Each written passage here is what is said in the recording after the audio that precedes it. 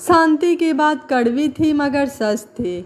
यह मीना देवी जानती थी, मगर उस वक्त सबके सामने वहां से उठकर अपने कमरे में चली आईं।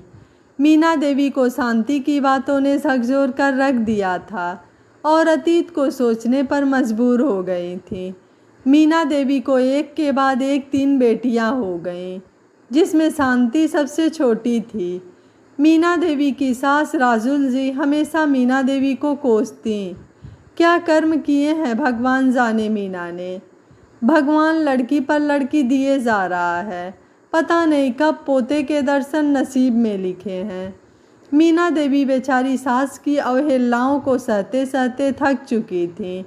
उतने में मीना देवी की देवरानी गीता ने 2 लड़कों को जन्म दे दिया था, जिस वजह से राजुल जी बहुत खुश थे। मीना देवी के पति का रोड एक्सीडेंट में निधन हो गया। अब तो उन पर दुखों का पहाड़ ही गिर गया। देवर के भरोसे पूरा घर चलने लगा, जिसका फायदा जमकर देवरानी गीता ने उठाया। मीना देवी दिन भर चूल्हा चौका संभालती, तब जाकर राजुल जी और गीता खुश रहते। एक बार सभी खाना खाने बैठे थे, तब मीना की बेटी शांति और गीता का बेटा सोहम झगड़ गए, तो सबने गीता के बेटे का साथ दिया क्योंकि वो लड़का था, घर का वारिस, और शांति लड़की। धीरे धीरे शांति बड़ी होती गई और उसका मन निराशाओं से भर चुका था। उसकी दोनों बड़ी बहनें माला और शिखा का भी यही हाल था। जहाँ गीता के बेटे सोहम और अर्जुन की सारी ज़रूरतें आराम से पूरी की जाती, वहीं तीनों लड़कियों के लिए ना किसी के पास पैसे थे और ना ही प्यार। माला और शिखा कभी कुछ नहीं कहते, मगर शांति मन ही मन घुटती जा रही थी। अपने ही घर में दादा दादी, चाचा चाची, सबके व्यवहार में उसे साफ साफ अंतर दिखाई देता था। सभी बच्चे एक साथ पढ़ रहे थे। जहाँ तीनों लड़कियाँ अच्छे नंबर से पास होती, वहीं दोनों लड़के मुश्किल से पास होते, या यूँ कहिए पास करवा दिए जाते। फिर भी सारा प्यार उन्हीं पर लुटाया जाता। लाड प्यार ने दोनों को बिगाड़ दिया था। मीना देवी को अपनी तीनों बेटियों पर गर्व था, मगर वह चाह कर भी उनके हक के लिए आवाज़ नहीं उठा सकती थी, क्योंकि उनके घर में लड़कों का बोलबाला था। बुढ़ापे की लाठी बेटा होता है, बेटी नहीं, यही सुनने को मिलता था। इसलिए मीना देवी मन मसोस कर रह जाती। गांव में रहने वाला वह संयुक्त परिवार ऊपर से सभी को अच्छा दिखाई पड़ता, मगर अंदर ही अंदर कितनी घुटन थी, यह सिर्फ घर के लोग ही जानते थे। आज शांति 10वीं कक्षा में अव्वल आई थी। जब उसने खुश होकर अपनी मार्कशीट घर में बताई, तो गीता चाची ने कहा, कितना भी पढ़ लिख ले, हमारे क्या काम का, जाना तो तुझे पराए घर ही है। शांति से सहा ना गया और बोल पड़ी थी वो, हाँ पराए घर जाना है, पराए घर जाना है, यही सुनती आ रही हूँ बचपन से। लड़कियाँ तो बोझ हैं इस घर में, दोनों बेटे ही नाम रोशन करेंगे आप लोगों का। जानती हूँ, मगर हाँ याद रखना कि बेटियाँ भी इंसान होती हैं। वे तो पैसों की नहीं, प्यार की भूखी होती हैं, जो इस घर में उन्हें कभी नहीं मिला। मीना देवी ने चुप्पी का इशारा भी किया, मगर आज शांति बोले जा रही थी और मीना देवी अंदर अपने कमरे में चली आई, क्योंकि वह जानती थी अब नया बखेड़ा शुरू होगा। गीता मीना देवी के कमरे में अपनी सास राजुल जी के साथ आई थी। यह देख मीना देवी की तंद्रा टूटी।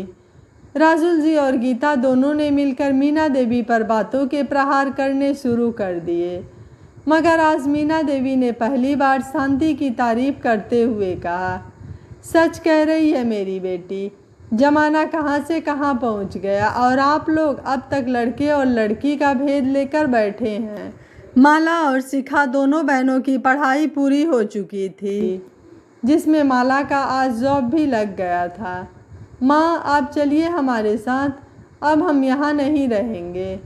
अब तक आपने पूरे घर का चूल्हा चौका ना संभाला होता तो शायद हमें कब से निकाल दिया होता इन लोगों ने। दादी और चाची यह बात याद रखिएगा कि बुढ़ापे की लाठी बेटा ही नहीं, बेटी भी होती है। माला ने कहा, और यह हम तीनों साबित करके रहेंगे। मीना देवी के साथ तीनों बेटियों ने इस घर को छोड़ने का फैसला करके घर छोड़ दिया और वह चारों एक किराए के कमरे में रहने लगी। वहाँ माला की माँ सिलाई बुनाई का काम करने लगी और माला की कमाई से दोनों बहनों की पढ़ाई चलने लगी। समय बीतता गया और कुछ दिनों के बाद शिखा की भी नौकरी लग गई। अब माला ने कहा, माँ, तुम्हें सिलाई करने की कोई ज़रूरत नहीं है। अब हम दोनों बहनें मिलकर शांति की पढ़ाई और घर का खर्चा उठा सकती हैं। मीना देवी की आंखों में आंसू आ गए और वह अपनी दोनों बेटियों को गले लगा ली। आज मीना देवी के घर बधाइयों का तांता लगा हुआ था।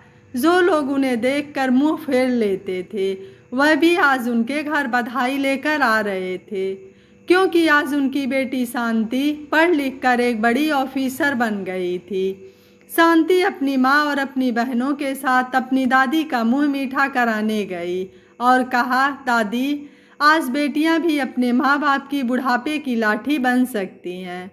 दादी की आंखों में आंसू आ गए, क्योंकि जिन पोतों के आगे उन्होंने अपनी पोतियों को कभी कुछ नहीं समझा, वह तो आज निकम्मा और नकारा निकल गए। शांति अपने दादी का पैर छूकर वापस निकल आई। राजुल जी आज अपनी पोती को जाते हुए देखती रहीं, क्योंकि उसे रोकने का हक वो खो चुकी थी। दोस्तों, आज के समय में भी लोग कुछ जगह ऐसी सोच रखते हैं, सोचकर ताज्जुब होता है। जहां एक महिला हर क्षेत्र में आगे बढ़ रही है, हमारे देश की राष्ट्रपति तक बन रही है, वहां भी लड़कियों को लोग कमतर आंकते हैं। आज लड़कियों को मौका मिल रहा है तो वह हर क्षेत्र में आगे बढ़ रही हैं, इसलिए उन्हें आगे बढ़ने के लिए प्रेरित करें। यह कहानी आपको कैसी लगी, आप हमें अपनी राय कमेंट बॉक्स में ज़रूर दीजिएगा। वीडियो पसंद आया है तो वीडियो को लाइक करें, शेयर करें एंड चैनल को सब्सक्राइब करें। Thank you for watching. मिलते हैं अगली कहानी में।